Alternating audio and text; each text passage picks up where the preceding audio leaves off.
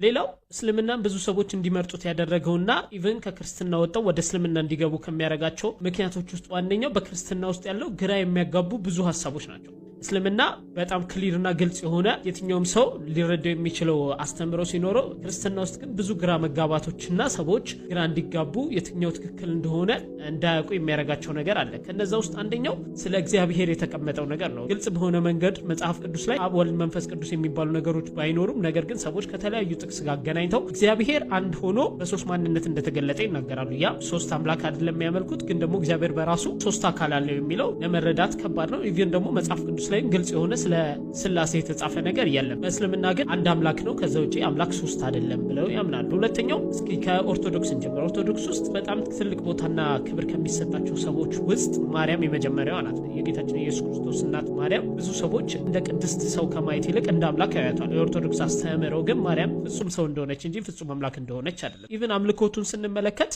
ኦርቶዶክስ ቤተክርስቲያን ሰዎች ለማርያም ይሰግዳሉ፣ ለመላእክት ይሰግዳሉ፣ ለቅዱስ ሰማዕታት ይሰግዳሉ። የሚሰግዱትማ የስግደት አይነት ተመሳሳይ ነው። ነገር ግን የሚነግሯችሁ ለነሱ የክብር ስግደት፣ ለእግዚአብሔር ደግሞ የአምልኮ ስግደት እንደሆነ ነው። ሰዎች ግን ይህንን ለመረዳት ትንሽ ይከብዳቸዋል። ምክንያቱም ተመሳሳይን ስግደት እየሰገድን ይሄኛው ለክብር ነው ይሄኛው ለአምልኮ ነው ለማለት ትንሽ ግራ ያጋባል። ወደ ፕሮቴስታንት ብንመጣ ፕሮቴስታንቶች በአስተምሮ ጭራሽ የማይስማሙ ህብረት ናቸው። መጽሐፍ ቅዱስ ብቻ የሚል አስተምሮም ቢኖራቸው መጽሐፍ ቅዱስ በራሱ ብዙ ሀሳቦችን ያነሳል። ለምሳሌ ያመነ የተጠመቀ ይድናል ብሎ ድህነት በውሃ ጥምቀት እንደሚገኝ መጽሐፍ ቅዱስ ይናገራል። ጳውሎስ ደግሞ ከሚናገራቸው በጣም ጠንከር አድርጎ ከሚናገራቸው ድህነት በእምነት ብቻ በክርስቶስ ስራ በማመን ብቻ እንደሚገኝ ነው። ይሄ አሁን ልዩነት ይፈጥራል። ሰው ተጠምቆ ነው የሚድነው ወይስ ስላመነ ብቻ ነው የሚድነው የሚለው ማለት። መጽሐፍ ቅዱስ ሰዎች በስራ እንደሚጸድቁ ይናገራል። አትሰሲም ታይም ደግሞ በክርስቶስ ስራ በማመን ብቻ እነሱ ምንም ሳይሰሩ እንደሚጸድቁ ይናገራል። እስልምና ጋር ግን እያንዳንዱ ዲቴል በቁርአናቸውና በሐዲሳቸው ላይ ተጽፏል። ይሄን ብታረጉ ባታረጉ ተብሎ ግራ የሚያጋባ ነገር የለም። ሁሉም ዲቴል ህጎች በቁርአንና በሐዲሶች ላይ አሉ። እኔ በየትኛውም ሃይማኖት አላምንም። ጀስት ግን አሁን የነገርኳችሁ ሂስቶሪካል ያለው። ሌላው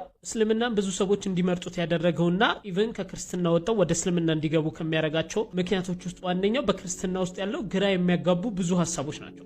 እስልምና በጣም ክሊርና ግልጽ የሆነ የትኛውም ሰው ሊረዳው የሚችለው አስተምሮ ሲኖረው፣ ክርስትና ውስጥ ግን ብዙ ግራ መጋባቶችና ሰዎች ግራ እንዲጋቡ የትኛው ትክክል እንደሆነ እንዳያውቁ የሚያረጋቸው ነገር አለ። ከነዛ ውስጥ አንደኛው ስለ እግዚአብሔር የተቀመጠው ነገር ነው። ግልጽ በሆነ መንገድ መጽሐፍ ቅዱስ ላይ አብ፣ ወልድ፣ መንፈስ ቅዱስ የሚባሉ ነገሮች ባይኖሩም ነገር ግን ሰዎች ከተለያዩ ጥቅስ ጋር አገናኝተው እግዚአብሔር አንድ ሆኖ በሶስት ማንነት እንደተገለጠ ይናገራሉ። ያ ሶስት አምላክ አይደለም የሚያመልኩት፣ ግን ደግሞ እግዚአብሔር በራሱ ሶስት አካል አለው የሚለው ለመረዳት ከባድ ነው። ኢቭን ደግሞ መጽሐፍ ቅዱስ ላይ ግልጽ የሆነ ስለ ስላሴ የተጻፈ ነገር የለም። በእስልምና ግን አንድ አምላክ ነው፣ ከዛ ውጪ አምላክ ሶስት አይደለም ብለው ያምናሉ። ሁለተኛው እስኪ ከኦርቶዶክስ እንጀምር። ኦርቶዶክስ ውስጥ በጣም ትልቅ ቦታና ክብር ከሚሰጣቸው ሰዎች ውስጥ ማርያም የመጀመሪያዋ ናት። የጌታችን የኢየሱስ ክርስቶስ እናት ማርያም ብዙ ሰዎች እንደ ቅድስት ሰው ከማየት ይልቅ እንደ አምላክ ያዩታል። የኦርቶዶክስ አስተምህሮ ግን ማርያም ፍጹም ሰው እንደሆነች እንጂ ፍጹም አምላክ እንደሆነች አይደለም። ኢቭን አምልኮቱን ስንመለከት ኦርቶዶክስ ቤተክርስቲያን ሰዎች ለማርያም ይሰግዳሉ፣ ለመላእክት ይሰግዳሉ፣ ለቅዱስ ሰማዕታት ይሰግዳሉ። የሚሰግዱትማ የስግደት አይነት ተመሳሳይ ነው። ነገር ግን የሚነግሯችሁ ለነሱ የክብር ስግደት፣ ለእግዚአብሔር ደግሞ የአምልኮ ስግደት እንደሆነ ነው። ሰዎች ግን ይህንን ለመረዳት ትንሽ ይከብዳቸዋል። ምክንያቱም ተመሳሳይን ስግደት እየሰገድን ይሄኛው ለክብር ነው ይሄኛው ለአምልኮ ነው ለማለት ትንሽ ግራ ያጋባል። ወደ ፕሮቴስታንት ብንመጣ ፕሮቴስታንቶች በአስተምሮ ጭራሽ የማይስማሙ ህብረት ናቸው። መጽሐፍ ቅዱስ ብቻ የሚል አስተምሮም ቢኖራቸው መጽሐፍ ቅዱስ በራሱ ብዙ ሀሳቦችን ያነሳል። ለምሳሌ ያመነ የተጠመቀ ይድናል ብሎ ድህነት በውሃ ጥምቀት እንደሚገኝ መጽሐፍ ቅዱስ ይናገራል። ጳውሎስ ደግሞ ከሚናገራቸው በጣም ጠንከር አድርጎ ከሚናገራቸው ድህነት በእምነት ብቻ በክርስቶስ ስራ በማመን ብቻ እንደሚገኝ ነው። ይሄ አሁን ልዩነት ይፈጥራል። ሰው ተጠምቆ ነው የሚድነው ወይስ ስላመነ ብቻ ነው የሚድነው የሚለው ማለት። መጽሐፍ ቅዱስ ሰዎች በስራ እንደሚጸድቁ ይናገራል። አትሰሲም ታይም ደግሞ በክርስቶስ ስራ በማመን ብቻ እነሱ ምንም ሳይሰሩ እንደሚጸድቁ ይናገራል። እስልምና ጋር ግን እያንዳንዱ ዲቴል በቁርአናቸውና በሐዲሳቸው ላይ ተጽፏል። ይሄን ብታረጉ ባታረጉ ተብሎ ግራ የሚያጋባ ነገር የለም። ሁሉም ዲቴል ህጎች በቁርአንና በሐዲሶች ላይ አሉ። እኔ በየትኛውም ሃይማኖት አላምንም። ጀስት ግን አሁን የነገርኳችሁ ሂስቶሪካል ያለውን እውነት። እስኪ ከፍተኛ ተከታይ ካላቸው ሃይማኖቶች ውስጥ የተወሰኑትን እንመልከት። ከነዛ ውስጥ የመጀመሪያውን ቦታ የሚይዘው እስልምና ነው። እስልምና በዓለም ላይ ከ2 ቢሊዮን በላይ ተከታዮችን በማፍራት የአንደኛ ደረጃውን ይይዛል። በሁለተኛ ደረጃ የምናገኘው ደግሞ የካቶሊክን እምነት ነው። አሁን ላይ ኦልሞስት ከ1.3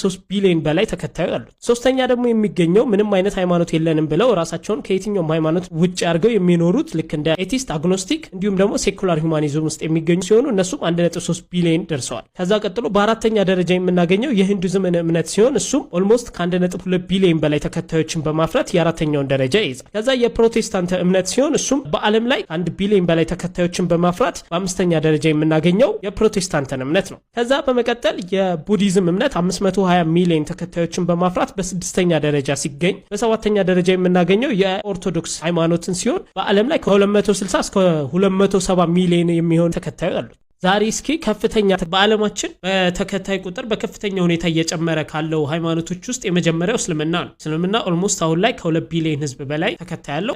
እስልምና ከክርስትና አንጻር የተሻለ የሚሆንባቸውን ነገሮች እስኪ እናወራ። የመጀመሪያው በውስጡ ያሉት የተጻፉት ታሪኮች ናቸው። አብዛኞቹ በእስልምና ሃይማኖት ውስጥ የተጠቀሱት ታሪኮች ሪልም ከእስልምናም ውጭ ያሉ የታሪክ ምሁራን የሚስማሙባቸው ሂስቶሪካል ኤቪደንስ ያላቸው ናቸው። ሌላው ከክርስትና አንጻር አሪፍ የሆነው የቁርአን አመጣጥ ነው። ቁርአን የተጻፈው ከዛሬ 1500 ዓመት በፊት ቁርአን ኤግዛክትሊ ቃል በቃል ነብዩ መሐመድ በተናገሩበት ወርድና ቃል ነው የተጻፈው። ስቲል ለ1500 ዓመት ያኔ ከተጻፈው እስካሁን ምንም አይነት የቃላትም የትርጉምም ልዩነት የለውም። ሲጀመር ቁርአን የመጀመሪያው ቃል አረብኛ ነው። አሁንም ሰዎች ቁርአንን የሚጠቀሙት በአረብኛ ነው። ከመጽሐፍ ቅዱስ የሚለየው መጽሐፍ ቅዱስ የመጀመሪያው ቋንቋ ምን እንደሆነ እስከማይታወቅ ድረስ በብዙ ቋንቋዎች ተተርጉሟል። በጣም ብዙ ኮፒዎች አሉት። እንዲሁም ደግሞ በየጊዜው ተሻሽሏል።